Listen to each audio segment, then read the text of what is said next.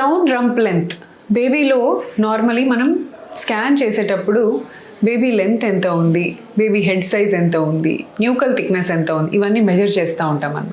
So కొంతమంది patients ఏం అడిగారంటే baby crown rump length, ఆ లెంత్ని బట్టి మేలా ఫీమేలా తెలుసుకోవచ్చా, లేదా స్కాన్లో ఏదైనా సైన్స్ వల్ల మనం మేలా ఫీమేలా తెలుసుకోవచ్చా అని అన్నట్టు అడిగారనమాట.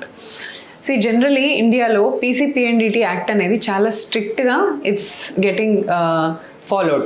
సో ఈ యాక్ట్ ఉన్నంత కాలము డాక్టర్ జెండర్ రివీల్ చేసిన, కపుల్ కానీ పేషెంట్ కానీ జెండర్ ఏంటి తెలుసుకోవడానికి ప్రయత్నం చేసిన, దే హ్యావ్ దానికి పనిష్మెంట్ ఉంటుందన్నమాట.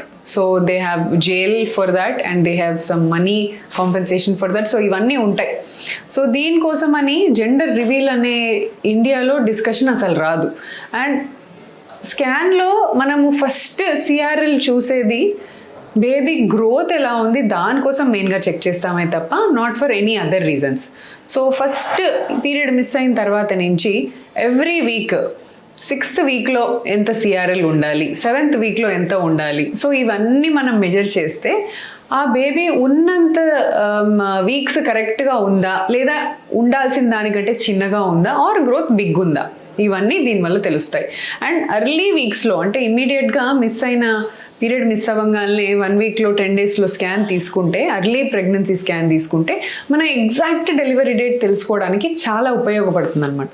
సో ఈ క్రౌన్ రంప్ లెంత్ ఇది ఎట్లా మెజర్ చేస్తారంటే బేబీ హెడ్, ఈ top point of the head నుంచి ఆల్మోస్ట్ బేబీ బటక్ వరకు, బికాస్ బేబీ ఆల్మోస్ట్ బెండ్ అయ్యే ఉంటుంది లోపల ఉన్నంతకాలం, స్ట్రైట్గా ఇట్లా నిలబడి ఉండదు అనమాట. So from the head to the buttock baby length measure చేసి, క్రౌన్ టు రంప్ అంటే హెడ్ టు బటక్ లెంత్ వరకు మెజర్ చేసి, ఇది ఓకే 6 వీక్స్కి కరెస్పాండ్ అవుతుందా, బేబీ 7 వీక్స్కి కరెస్పాండ్ అవుతుందా. సో బేబీ ఏజ్ మనం ఇచ్చేది ఈ సిఆర్ఎల్ని బట్టి.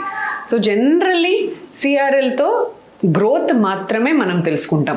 సపోజ్ 6 వీక్స్ ఉండాల్సిన బేబీ 5 వీక్సే చూపిస్తోందండి, దట్ మీన్స్ ఐదర్ తన పీరియడ్ డేట్ కరెక్టా లేదా ఫస్ట్ అది తెలుసుకోవాలి. If she is giving wrong dates, తను రాంగ్ డేట్ చెప్పింది, నాకు పీరియడ్ ఇప్పుడు మిస్ అయింది అని చెప్పి మనం క్యాల్కులేట్ చేస్తాం. అలా కాకుండా తనకి ఇర్రెగ్యులర్ పీరియడ్స్ ఉన్నాయనుకోండి, సో కరెక్ట్గా వీక్స్ కరెస్పాండింగ్ అవ్వదు. సో ఇలాంటి వాళ్ళలో కూడా క్రౌన్ రంప్ లెంత్ ఎర్లీగా మెజర్ చేస్తే మీ డెలివరీ డేట్ కరెక్ట్గా వస్తుంది అనమాట.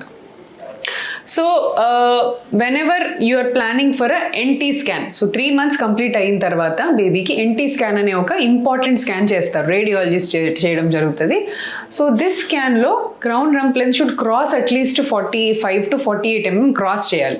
So 45 mm to almost 84 mm దాకా క్రౌన్ రంప్ లెంత్ మెజర్మెంట్ ఉంటే ఈ టైంలో మనం ఎన్టీ స్కాన్కి ప్లాన్ చేయాలి. సో కొంతమంది ఎర్లీగా స్కాన్ పంపించేస్తూ ఉంటారు, సో బేబీది ఇంకా టైం కాలేదండి మళ్ళీ తర్వాత రండి ఎన్టీ స్కాన్కి అని చెప్తారు. కొంతమంది ఆల్రెడీ 84 లెంత్ దాటాక పంపిస్తారు, అప్పుడేమవుతుంది, అప్పుడు కూడా ఎన్టీ సరిగ్గా మెజర్ చేయరు. సో ఆల్రెడీ టైం అయిపోయిందండి, ఇప్పుడు ఎన్టీ స్కాన్ మెజర్ చేయరాదు, డైరెక్ట్ ఇఫా స్కాన్కి వచ్చేయమని చెప్తారు.